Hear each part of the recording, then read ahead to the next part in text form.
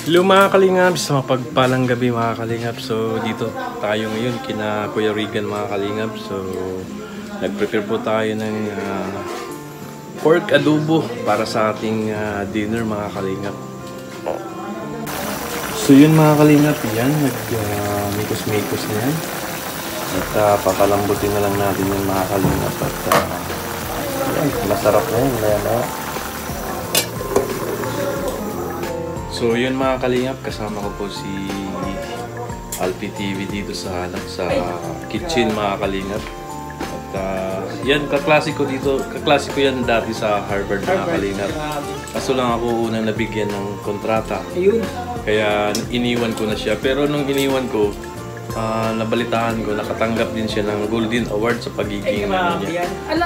Ano mo yun? Nabalitaan mo yun? Oo. Golden Award natin? Oo. Ay, grabe. Kaya yun, kaya sabi ko, kayang-kaya na ni Alpi TV na magkaroon ng sariling business. Ay, grabe. Kaso lang, nung sinubukan niya, napunta siya sa Kalingap. Yan. Ito na yung, kumbaga, goal. Oo. Ito na yung business. Kumbaga, pinakaano natin.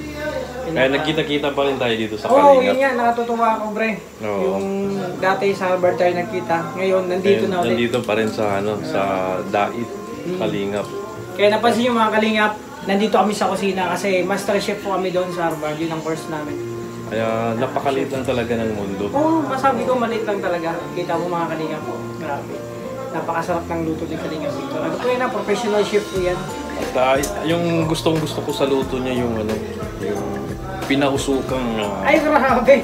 Signature yun, bro. Oo, yun ang sinasabi kasi na may napag-aralan akong menu. Oo. Halos ako doon, 3 months kong pinag-aralan po yun sa laboratory. Ay, grabe. Kaya hindi nyo maintindihan yung lasa mga kalingap na napakasarap. Kaya masira yung diet nyo dun. Marami kayong makain na kanin. Oo. Sabi ko sa'yo.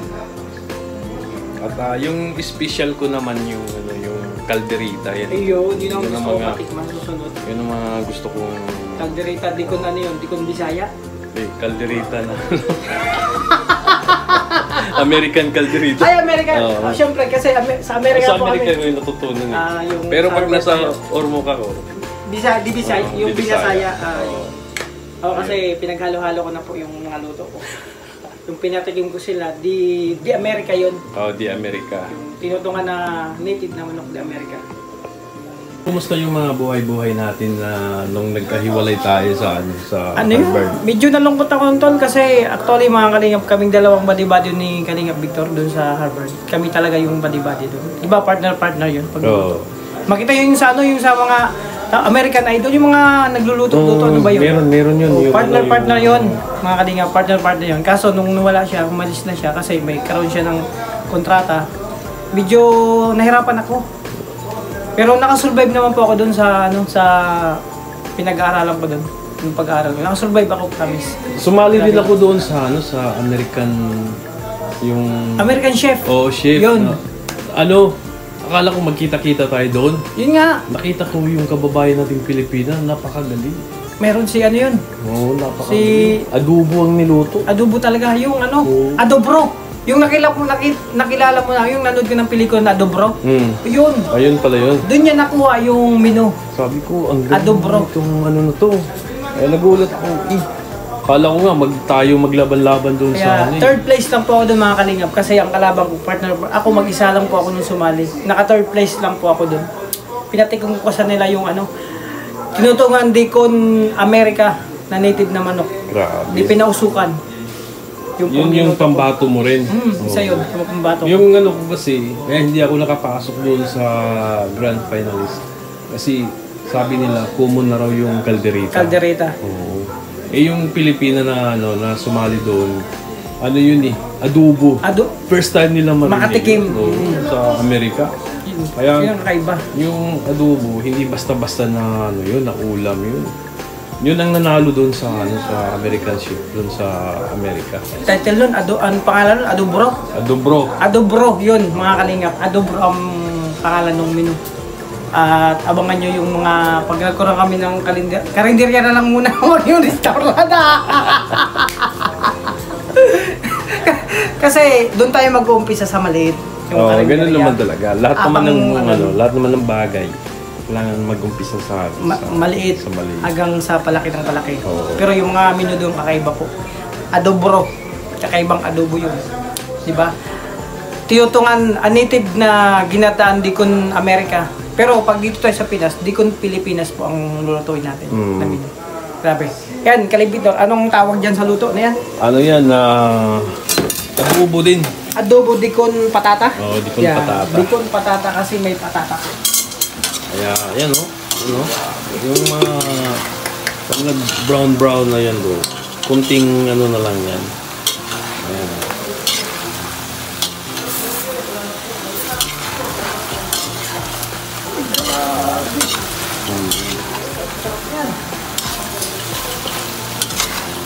Oh? Ano lang yan. Kunting mikos-mikos yan. Di ba pag minikos-mikos, dapat kinakamay? Di kamayan mo na lang. Ayaw ko. Ayan, kasi nakita ko po sa Facebook, yung mikos-mikos, no, tornado, kinakamay. Oo, pero hindi ko pa kayang kamayan yun. Kinakamayan. Kinakamayan Init eh. kasi ito yung tornado. Ayan, palambutin muna natin ito. Alam mo mga kalingap, ito yung nagpapasarap yan eh. Itong taba. Oo, Oh, pero pag high blood ka, mag-ingat po kayo dyan. Oo, kailangan yung taba, kailangan ingatan mo yan. Kasi pag nasubrahan ka sa taba, talagang ayun, no? Napakasarap ng Kanin natin, no? Nagsaing na po mga kalingap para pagluto nitong adobo di con patata.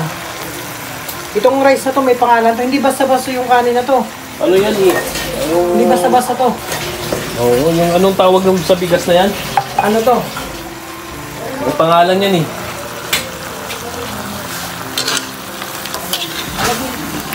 Alam mo kalingap, ang pangalan sa bigas. Ang bigas na ginamit namin ay cherry blossom. Oh, cherry blossom. Ibig sabihin yung bigas na po ito, hindi po ito galing sa palay. Sa blossom po ito, sa puno ng blossom. Kasi cherry blossom. Ang amoy niya ay strawberry. Grabe. Kunti nga na lang yan bro, mikos-mikos. Ano na yan. Yan mga kalingapan, dito po kami ayan. Si Jano Bell live. Ayan. Good evening sa inyong lahat.